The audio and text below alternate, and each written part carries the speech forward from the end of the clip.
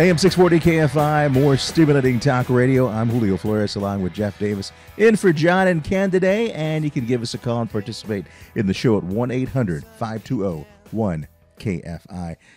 Tragic situation happening in Colorado this past weekend.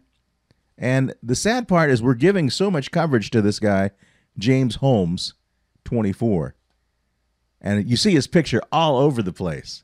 CNN, Fox, etc. All the local news channels. Looks like an okay guy. Mm-hmm. But yet, opened fire, set off gas canisters in the theater of the premiere of the Batman movie, The Dark Knight Rises. Massacre leaving 12 people dead and 58 people injured. Now, when you actually do some research on this guy, the killer, he seems okay. I mean, when you think of the profile of a mass murder, you're thinking of someone who was creepy, who didn't go ahead and do very well in school, who was a loner. This guy, he was in a graduate program. Granted, he went ahead and left it, but his resume on Monster.com says that he was an aspiring scientist. Well, the one thing I relate that to is the Unabomber. Very, very intelligent, like a math professor. Obviously, he had serious emotional issues. But yeah, I guess he isn't what you would think in your mind to be some kind of a mass killer or alleged mass killer, which we should still state at this point. But yeah, and of course, Southern California ties, grew up in San Diego area, graduated, got his bachelor's degree from UC Riverside, and then went to Colorado and was very intelligent. Who knows when things started to unravel? Apparently, he had just dropped out of this graduate program recently, so we don't know if all of a sudden he started to have a downward spiral, if he started to have some mental problems, or if there was something personal or something else going on in his life that maybe triggered this. And of course, that's probably what's going to be unraveled here over the next, several weeks of deeper investigation by the authorities looking into this crime. It's interesting that CBS News reports that he had spent an estimated $15,000 on his arsenal of guns, chemicals, explosives, and ammunition. First off, you're thinking, $15,000, where did he get the money from? Is it just credit cards or something like that? I mean, you have to, and basically the police are saying he pre-planned this for months ahead of time, thinking about this premiere that would be coming out. He came out through a side exit door carrying 3 guns. One of the rifles he was carrying is capable of shooting 50 to 60 rounds per minute, and he didn't resist any arrest when the officers went ahead and arrested him. And a lot of times when these people do this type of stuff, they kill themselves too, which is interesting because let's just say a person was unhappy in their life and wanted to commit suicide. Just do it on your own. Right. Why are you taking out innocent people? And also a child as young as 6 years old was killed as well among those dead. So, yeah, I certainly have no insight into what was going through this young man's mind, but I certainly agree with you. If you do want to end it, take your own life and not take out any innocent people with it. That's what's really hard to understand. Now, on mentioning the 6-year-old child, that gets to a different point. This was a midnight showing. The movie, I believe, was rated R. What is a 6-year-old child doing at a midnight movie theater in a movie that's rated R in the first place? Why would a parent take that child? Maybe there was babysitter issues, but if that's an issue, stay at home and go to a different showing. The parent, there's no reason you have to be at a midnight showing, and why you would take it. And then I heard of even younger children being wounded. You mentioned a 6-year-old being killed. I'd heard initially reports of a 3-month-old child, and then I heard about a 3-year-old child, and I don't know if there was one of each or if it was one or the other, but I see no reason to take a child to a movie at that time of night. I mean, obviously no one knew there was going to be a shooting in the theater, but just on general principle, why would parents be taking these young children to this violent of a movie with sound effects? So many of the people that witnessed the shooting that were in that theater, they thought it was all part of the movie because of what was going on the screen at the time. So obviously it was loud and there was shooting and explosions, and that's why these movies are rated R. I don't know why these young kids would be there. It's interesting because obviously this is a big deal in the movie business to do these midnight screenings the night before technically of the major opening. And it's considered like a big event. People buy their tickets in advance. In fact, many of the tickets that were bought for that Century Theater in Colorado were purchased in advance because obviously people want to make sure they can get a ticket. I can understand why a parent might take them, but in reality, again, you never know what's going to happen. It seems in the United States, and when you go ahead and look at statistics for other countries, for instance, Canada, Great Britain, their murder rate is extremely low compared to us. I mean, in some communities, and we're talking about rough neighborhoods, it's like the Wild West out there. People are just shooting each other. And the reality is guns are so easy to get that you could just be walking your dog in Beverly Hills and someone could come up and shoot you for no reason. Who knows what is going on in the mind and the psyche of individuals. But the sad part, and I feel that a lot of things we become desensitized to. For instance, a lot of companies who release films and the MPAA are much more sensitive to sex. But when it comes to violence, you could actually see a PG-13 movie and go, wow, hundreds of people were killed in this movie, and it's no big deal because, for instance, we have children playing video games at extremely young ages and shooting and very bloody, and I am aware, of course, that the video game industry tries to monitor itself by having ratings. My own son would say to me, I can't get that game because it has an M on it for mature. So he would realize that in his mind that was too much of a bloody game. But for other parents, they may not care. Hey, my 6-year-old is playing a video game that's rated M, watching movies that are extremely violent, even though technically they could be rated PG-13. So what is to be done with the issue of that? Well, the reality is that it really comes from the parents. They really have to teach them the difference between right and wrong. And did this killer have mental issues? Well, it seems that he basically had the world at his beck and call. He was doing very well in school. It seems like everyone thought well of him. The interesting thing, too, is that they didn't find, I'm always kind of weirded out by the whole thing that we never go and get quotes from anybody anymore. It's like, so-and-so said on their Twitter feed today. And I'm a little perturbed by that. But they went ahead and looked through Facebook, MySpace, LinkedIn, et cetera, and could not find him anywhere, whether he deleted himself or something like that.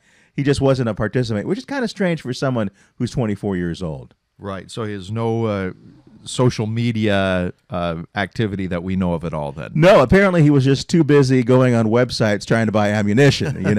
And it's an interesting point that we were talking about this before the show. You were mentioning about a loophole when it comes to gun shows, which I actually was not aware of. Okay, yeah. Of course, now people are talking about, do we need stricter gun control? Colorado being a western state, hunting, big tourist industry there. Guns pretty easily accessible. All of his guns, including the assault rifle, the AR-15 that you mentioned that could shoot 50 or 60 rounds per minute, those are legal. That assault weapon ban expired several years ago, and it's now legal to buy assault weapons, even though I don't know of anywhere where they can be legally used for hunting. Basically, they're just killing machines, and that's okay with the NRA and all of their supporters. So all of the guns that he had bought were completely legal. Talking about the gun show loophole, that's a big thing that a lot of, especially folks on the left, the progressives, want to close that loophole. If you go to a gun show, not just a sporting goods store. Though guns there can be bought and sold without a background check. If that same weapon was bought in a brick and mortar sporting goods store or a gun store, you would have to run a background check. You'd have to pass a background check to get it. Well, obviously, if you have bad intentions with this gun you're buying, you would go to a gun show that you can get at the local fairgrounds that they hold every month or two, and buy it there, because you wouldn't have to go through a background check if there was something in your background that you were maybe worried and would preclude you from getting that gun.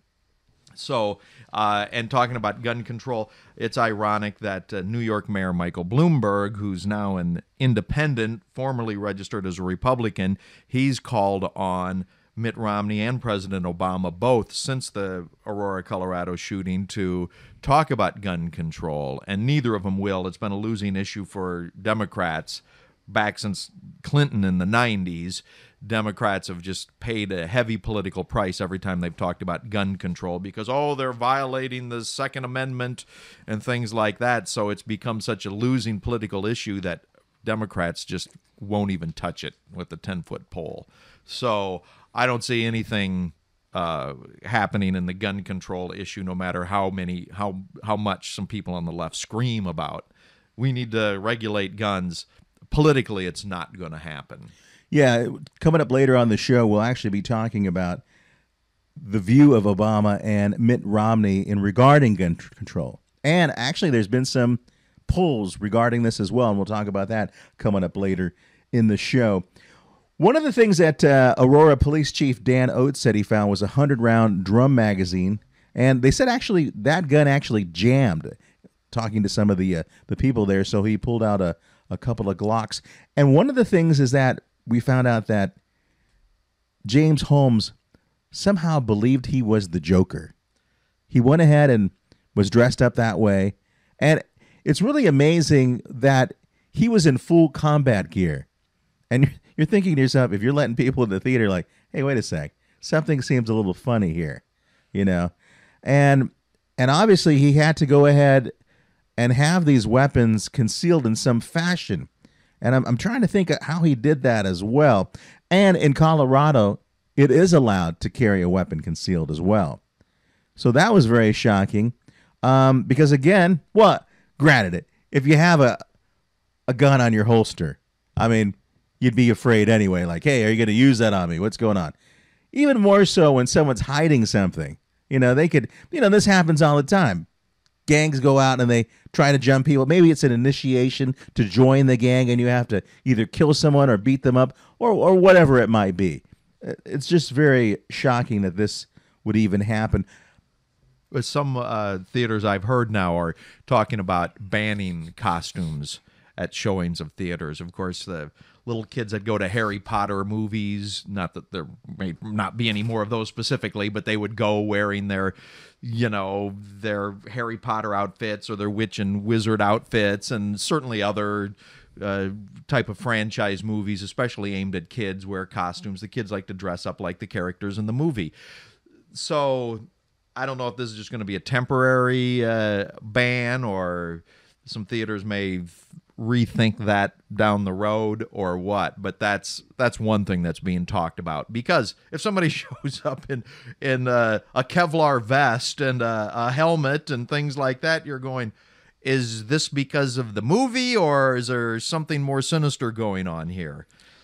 Right. I did hear a press release from AMC that they had decided henceforth to go ahead and not allow anyone come in with costumes or painted faces or masks and that kind of stuff.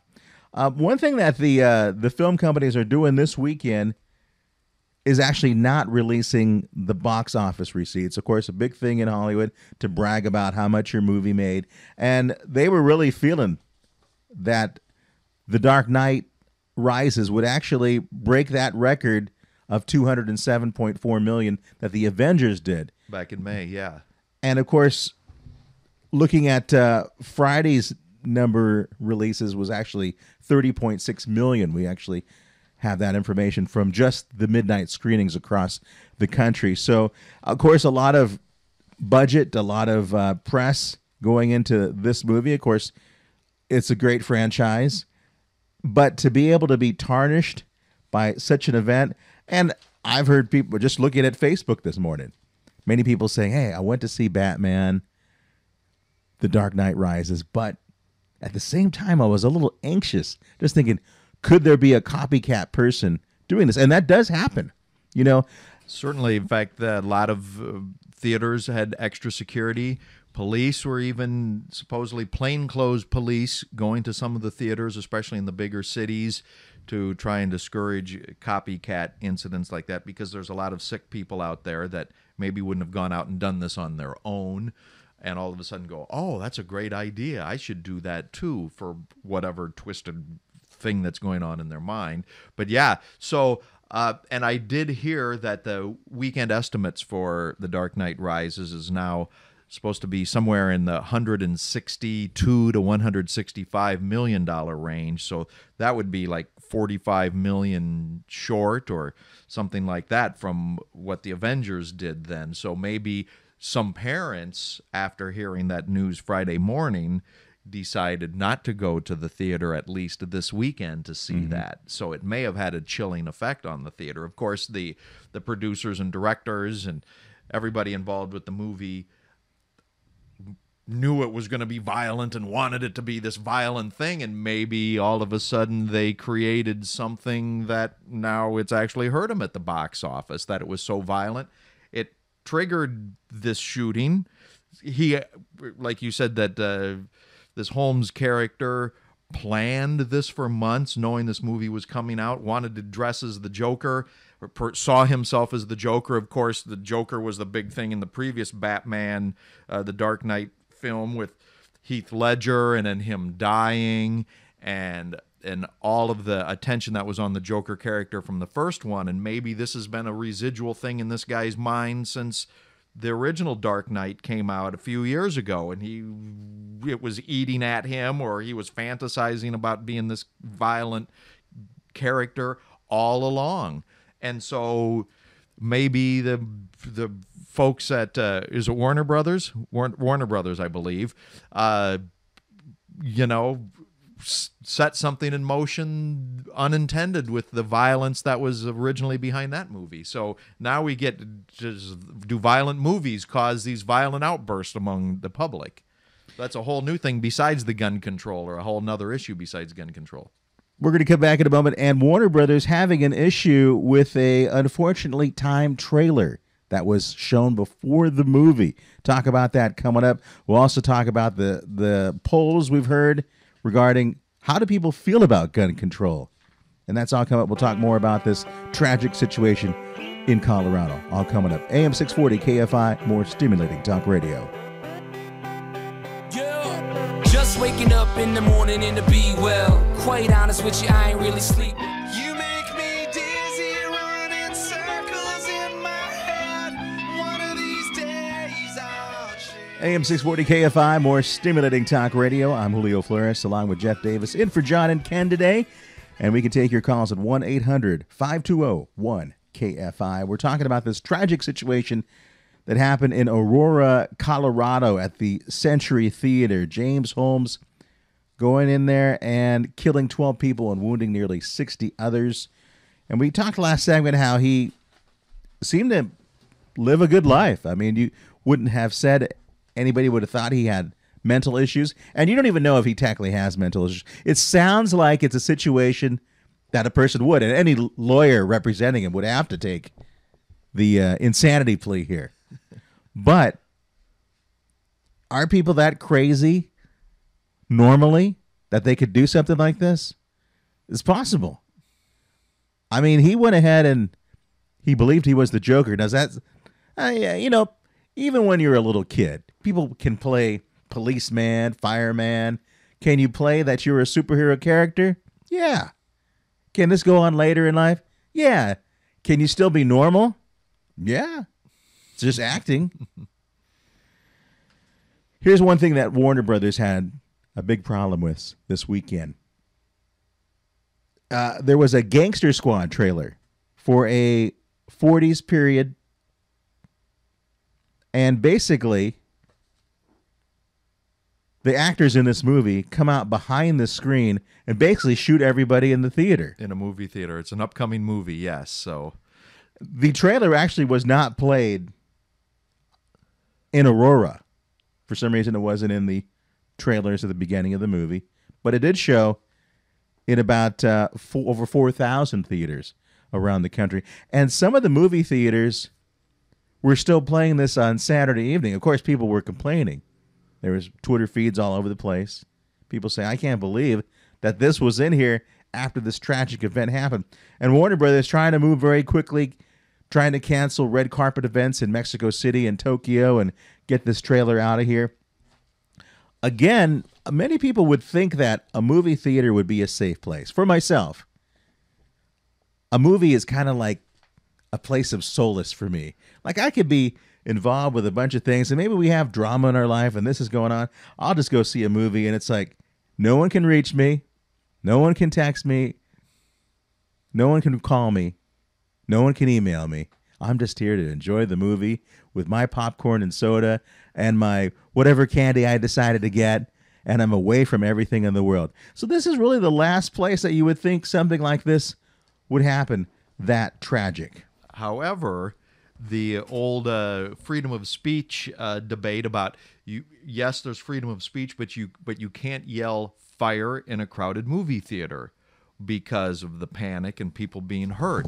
I heard another expert talking on Friday saying that if you wanted to kill a lot of people, a movie theater is a great place to do it because it's hard to get for people to get out of those rows. The row you're in, you got to step either over people, or if everybody's trying to get out at the same time, you're kind of trapped because of just the layout of the seats and just the aisles over to the sides. And they said everybody is just kind of stacked right in front of you, right up. Bullets would go through the seats. You could probably put one bullet through two people, through one person, maybe through the seat, and then into a person behind them. So, and of course, in the movie Inglourious Bastards, at the end of that movie, the fire that they set inside the movie theater where Hitler and things were, and they all supposedly died. Of course, it was the movie was fiction. That's not how Hitler died. But that's what they did in that movie as well. That the people, they locked the doors to the theater and set it on fire, and that's how they supposedly killed Hitler in that movie. So, if you look back, especially with the fire, that and there's been people that have died in movie theater fires dating back over the last 100 years. There was a very, very serious one, I believe, in New York many, many decades ago.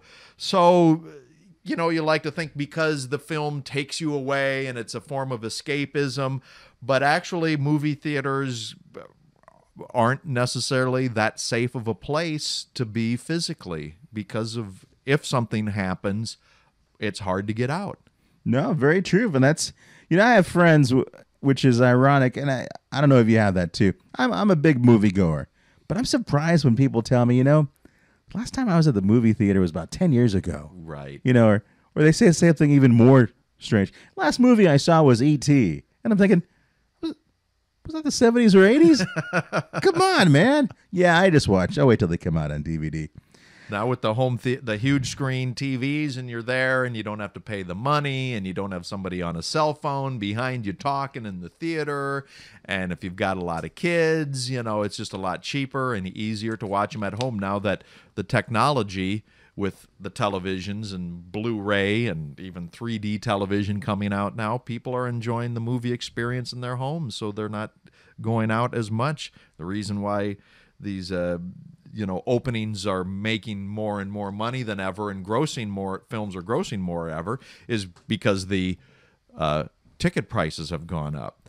But when you look, and you can do it, I believe, on Box Office Mojo website and probably even IMDb, they rate the highest grossing movies of all time, but you can even do it in like a constant dollar amount. And in like $1936 or 1937, whenever Gone with the Wind came out, it was the Depression and movies were only costing a nickel or a dime or a quarter at the most. that would be the highest grossing movie of all time if you took what a dollar was worth back then and compared it to here. So a lot of that, everybody's going to the movie. It made $160 million this weekend. It's like, well, because tickets are $10 or $12 or $13 and IMAX tickets are $15 or $20.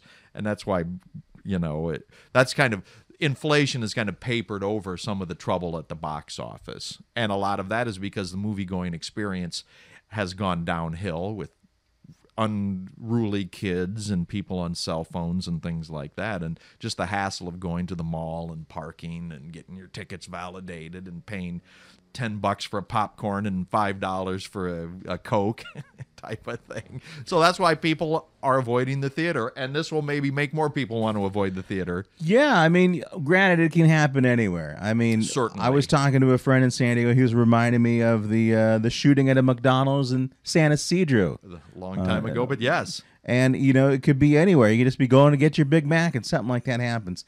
And, again, we were talking last segment as well, talking about are movies too violent? I've never had a chance to talk to anyone who helps with the ratings, but I understand the MPAA is actually in Sherman Oaks, and they do have anonymous parents that technically are the ones that set the ratings. And the interesting thing is that usually a lot of movies that they do watch when they're trying to see these ratings is a movie may end up being an R, and the film company is saying, we'd really like to get a PG-13. What can we take out in order to fix that? And I don't know if this has ever happened to you. And granted, it's not always the same people doing it, I would presume, because sometimes you'll see an R-rated movie and you say, wow, I don't understand why it was rated R. It could have been PG-13. Maybe there's not a lot of sex in it. Maybe not a lot of violence. Maybe not a lot of cussing. And then you could see a PG-13 movie and they could have sex in it. They can have violence and cussing. And you're like, wow, how is this a PG-13 movie? So I guess it's just people's different viewpoint. Granted, and many people will say, well, hey, a filmmaker needs to have his freedom because obviously you don't get that in television. And there's different sides of the road, people thinking that kind of stuff. So what truly is the answer? Well, I guess the answer would be, again, as we said, the parents really have to teach their children what is right and wrong and what is appropriate and what can be seen. If we're just allowed to do anything we want, I mean, then we have anarchy, basically, and people will go ahead and shoot people anywhere because I believe they are being sensitized to violence through movies, video games. In the Michael Moore movie, Bowling for Columbine, there was parts in there that one thing I thought was kind of interesting. He went to Canada, and he was going around and knocking, I believe it was in Toronto. He had heard that people just leave their door open, and he thought, well, how strange is that? He went and knocked on a door and then actually tried the doorknob. The door opened. Well, how unusual. He went ahead and went to other neighborhoods in Toronto. Same thing. Someone was actually on the other side of the door. Oh, I'm sorry. He was just pretending like, I was expecting someone else. Hey, you really leave your door open? Yeah, well, what's the reason why I wouldn't? And then he was noting and talking to watching the news and watching newscasters and that kind of stuff. And their view of the television news is actually what we might consider sort of soft news. The hard news is actually near the back end of the newscast, where in America, as the term goes, if it bleeds, it leads. So you have all the most tragic, horrific things going on. And granted, those are real stories. But Michael Moore was saying in the film, is the United States population more desensitized to violence? Because the reality is when you watch the news, and I must say, for the longest time, I wouldn't watch the news because it was so depressing. It's like, wow, there's so many bad things going on. I don't even want to leave the house. And you go ahead. I was basically getting my news from that little box on Yahoo. I get an AP story, which is kind of, in my mind, filtered because the reality is television is still looking for ratings, and their newscasts need to get ratings too. So you're going to see more, I don't know what the term I want to use is. They want to kind of liven it up, make that bad scene even worse. Right. The more spectacular it is, good or bad, the more likely it is to make the news. Also, if there's footage of it, something that maybe wouldn't make the news, but they happen to catch it on camera, and now all of a sudden it's news because we have footage of it.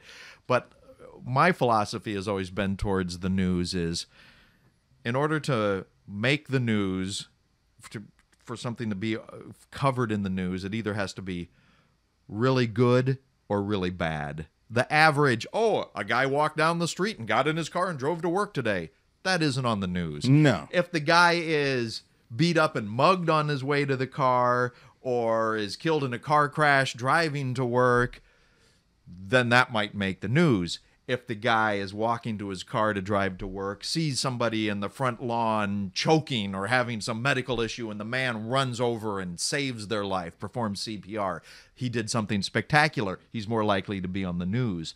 So usually the news covers something that's really good or really bad, and those are usually the two extremes. Everything that's kind of in the middle, it's not really news. Dog bites man, that's not really news because that happens every day. Man bites dog, that doesn't happen as often. That's more likely to make the news, and that's kind of the thing with the news is, I've heard that you said about the Bible as well. The Bible is full of stories, either stories don't do this, or stories like, yes, you should do this. The Good Samaritan. Yes, you should do things like the Good Samaritan. They were a good person. Do more of that. Or something horribly bad, and I guess I can't think of something right off the bat, but, and don't do that. So they say it's a book of lessons, either do more like this or don't do those things. And so the examples in the Bible are really good or really bad, just like the news. Right. AM 640 KFI, more stimulating talk radio. Julio Flores along with Jeff Davis in for John and Ken. We'll take your calls next segment at 1-800-520-1KFI. AM 640 KFI. Goodbye, Norma Jean. No, I never knew you at all. You had the grace to hold yourself, but those around you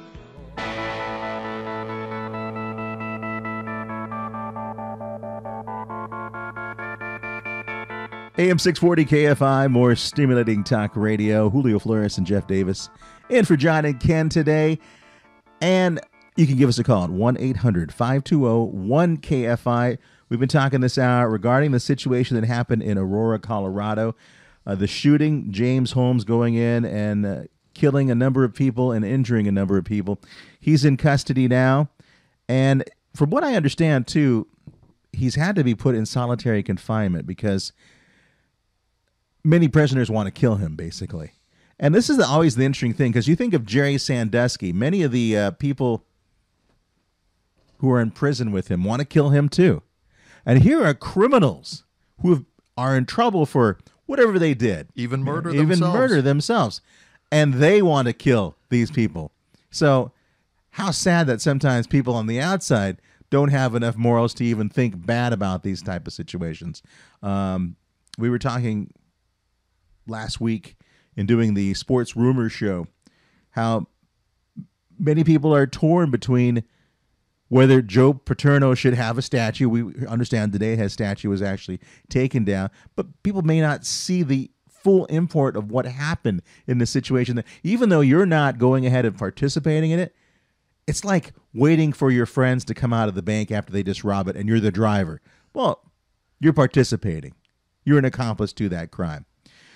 Taking your calls at 1-800-520-1KFI. Let's go to Derek in Los Angeles. Derek? Hey, how's it going, Julio? How you doing, man? I'm good. This is an extremely tragic situation happening in Colorado. You're a longtime caller to the show. I understand you lived in Denver, Colorado. Have you talked to many friends or relatives back home to hear how they feel about what's going on there in Aurora? To be honest, Julio, I have not talked with too many of my friends out there, but obviously we're all in shock with what has happened there in Aurora. I mean, it's a shame to how someone could do that to people, or just simply, all they want to do is out there, wanted to see a movie, and to go through something like that is just it's heartbreaking. I'll tell you. So I'm just still in shock right now as we speak. Now, Aurora, Colorado is only about 22 miles from Littleton, where the Columbine shooting took place back in 1999. Now, it's been 13 years, but what's going on in that area? Is that just a total coincidence, or is there any link between the two? What do you think? To it, you guys, I really don't think there's anything to that. I mean, I just think it's really hard to say about what these people are doing, with human life, it just really boggles my mind. I really don't think there's anything wrong with the people in that general area of Colorado in general. It just really, you just don't know what to expect in life in general. So that's my take on everything. And growing up in Colorado, did you guys see a lot of people, neighbors or anything, have guns? It seems like it's not at all. When I grew up in Colorado, I really never saw people that had that kind of stigma. I really didn't think, in a way, who knows what, in a way, personally, I just don't know what to think when people just do what they do with these two events. It just really boggles my mind. Well, I mean, I would think, because for wherever place you grow up, you got to have a big affection for it. And so for these type of things to happen, I would think it would just kind of like tarnish the image of Colorado.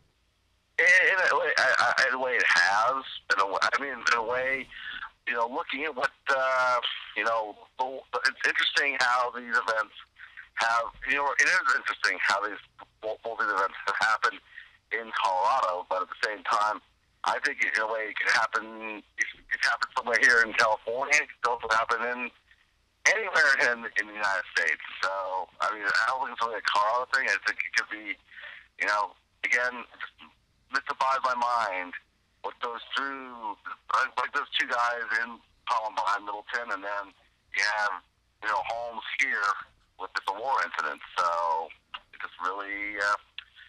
Really hard to say what to expect in the human nature, Certainly, and not to pick on Colorado, because we know, like the Virginia Tech shooting, like 30-some people died there, I believe 32 plus the shooter, and almost exactly a year ago was of course we talked about gun control a little bit in the calls for that.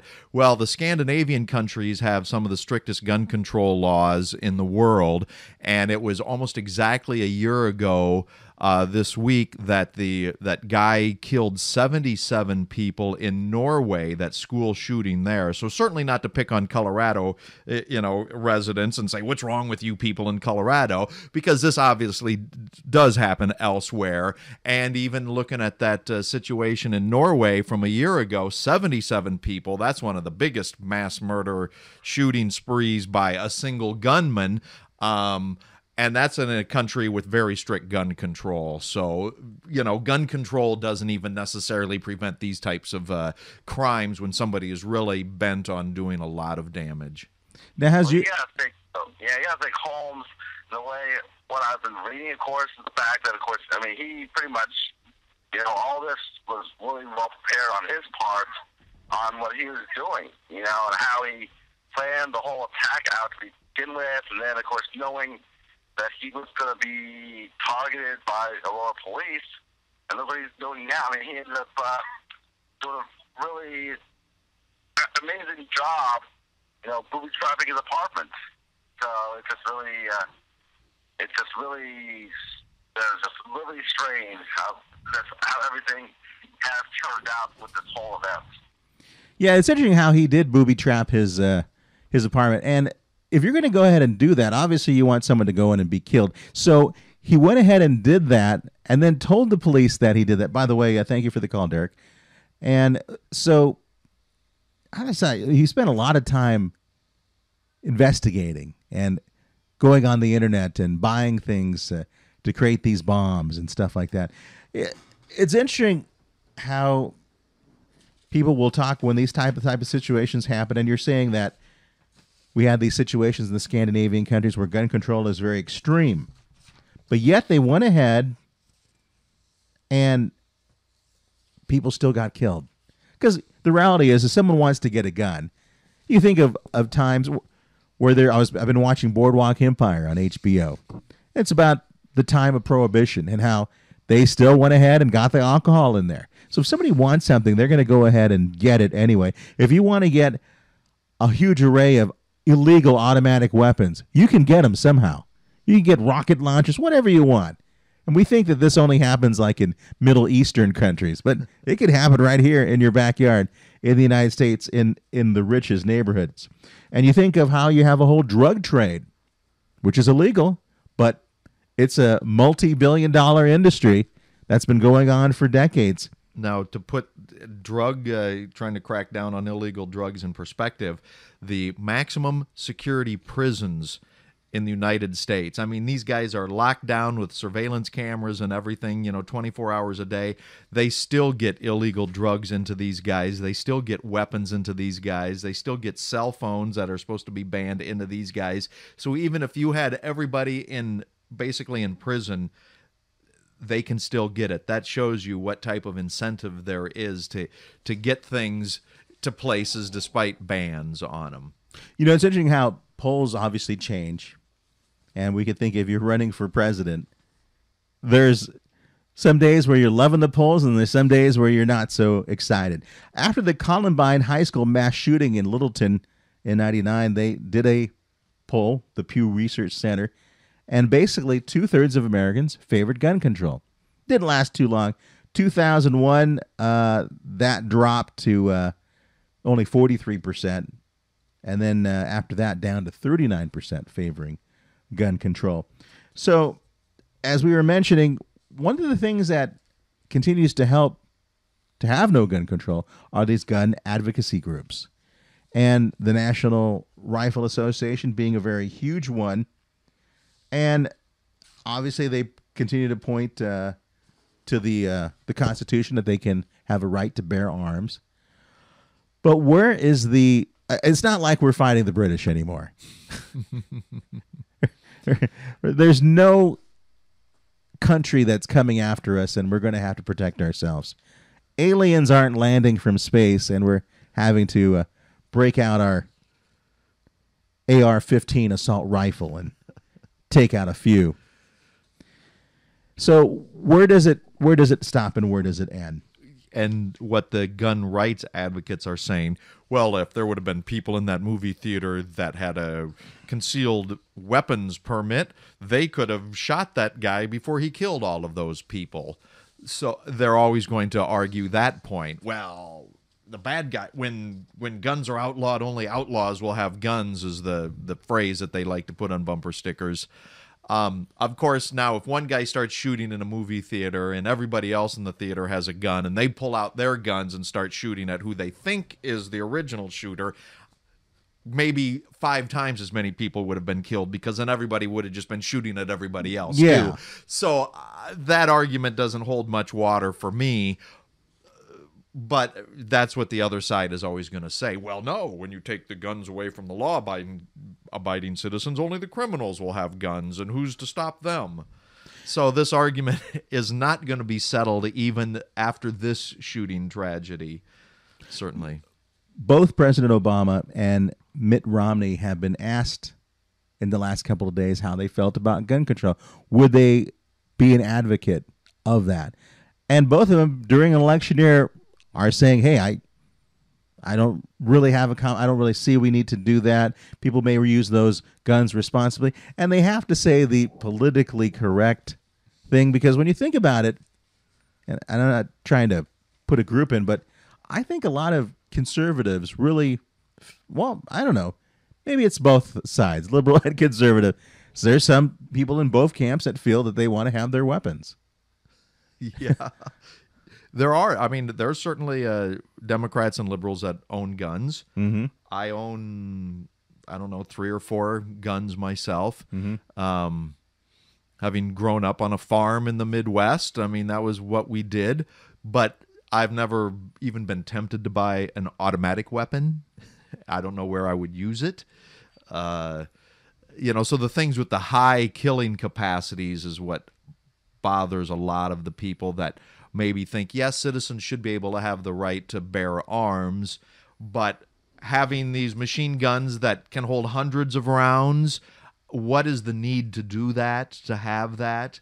So unless it's just to feel the power, and then that's, to me, that's some kind of a psychological problem as well, that I feel better knowing I've got a gun that can hold 300 rounds. And I think there's some sort of mental deficiency or personality deficiency to think you need that to feel like a man or something. I mean, that gets into another psychological issue there, I would say. I would say they need to go to the gun range a little more and learn how to shoot better, because if you need 600 rounds to go off to kill somebody, I'm thinking, let's say if someone decided, I'm going to go hunting today and get myself a deer, I want to have some venison. All right, you take your automatic rifle and you shoot 100 rounds into this deer. I'm thinking when you cook that deer, man, you're going to be biting into a lot of bullets. Yes, you are.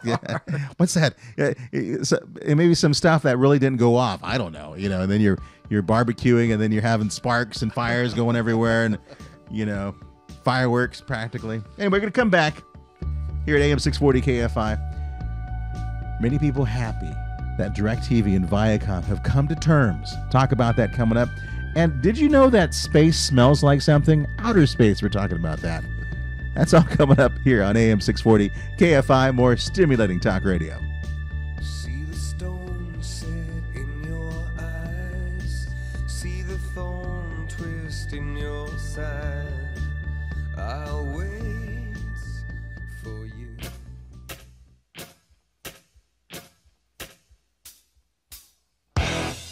AM 640 KFI, more stimulating talk radio. Julio Flores and Jeff Davis in for John and Ken today, taking your calls at 1-800-520-1KFI. Well, if you're a DirecTV subscriber, as Jeff is, you're happy to know that Viacom has come to terms, and you can flip and see Comedy Central and get your daily show all over again. Jon Stewart actually making a comment during his show saying, you know what?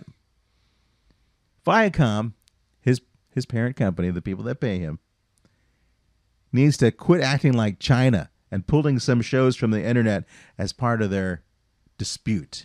Now, Viacom lost out on about 10 days worth of fees, about $14 million. And I think this is amazing when you think about it. It's just technically pennies. And those pennies add up after a while. Well, DirecTV has 20 million subscribers.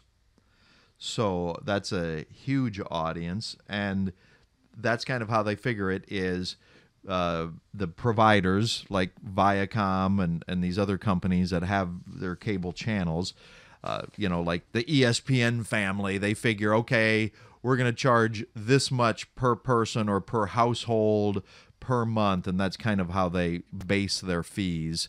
So apparently over the course of the contract, and I'm not sure how long it is, how many years, but Viacom was wanting about $1 billion more than they had gotten from the previous contract, and that's why DirecTV says we can't pay you an extra $1 billion. I guess it was a 30% increase over the previous contract, which would be $1 billion more. So the terms have not been announced officially on what they what they finally agreed on for a payment.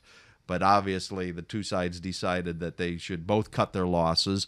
We talked about how Viacom lost not only the subscriber fees, but they may have to, the advertisers, your show isn't going to be, your commercials aren't going to be seen by 20 million people that normally would. So they may have had to reimburse advertisers.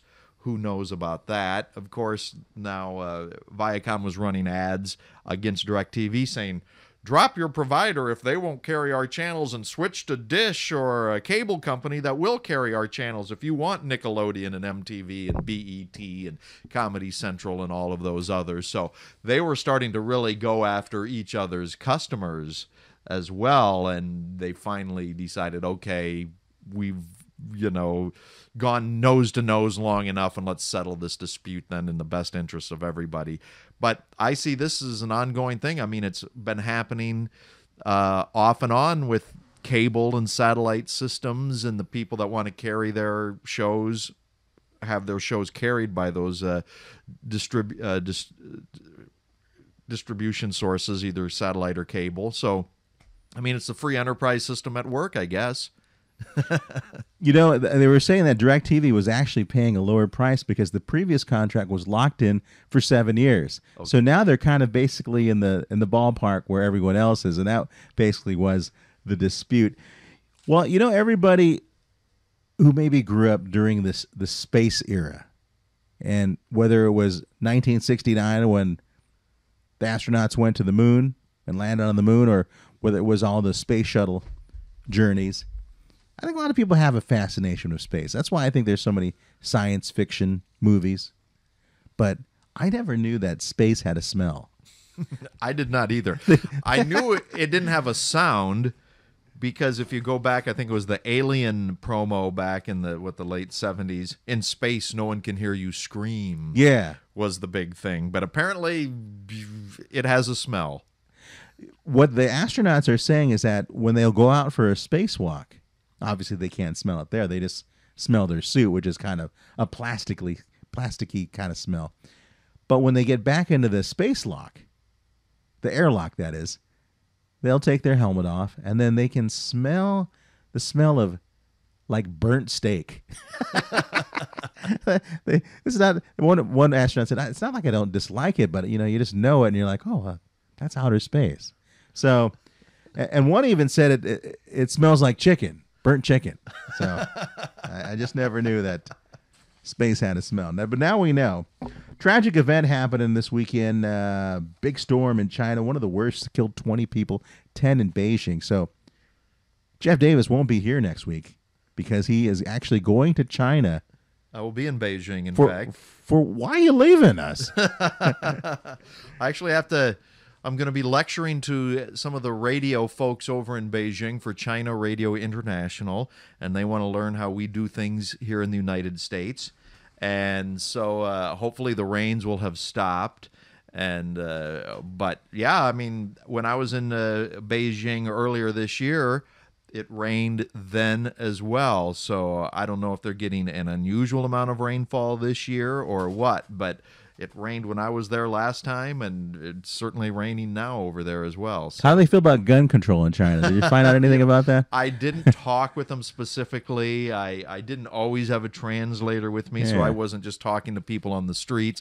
Now, some people over in China, many people, millions and millions of people speak great English over in China. I didn't know that. So that it's now in the schools they have to start learning from 6 years old. They have to start learning English. The Chinese government has mandated that all students have to learn English. Unbelievable. Now, so the older folks, fewer of them speak English, but most of the younger people now all speak English to some degree. So anyway, but I didn't ask them a lot about gun control when I was over there specifically. I appreciate that they're learning English because when the Chinese creditors call the United States government and say you owe us money, they can actually have a conversation. That's really cool. AM 640 KFI, more stimulating talk radio. We'll be back next hour taking your calls at 1-800-520-1KFI. AM 640, more stimulating talk radio.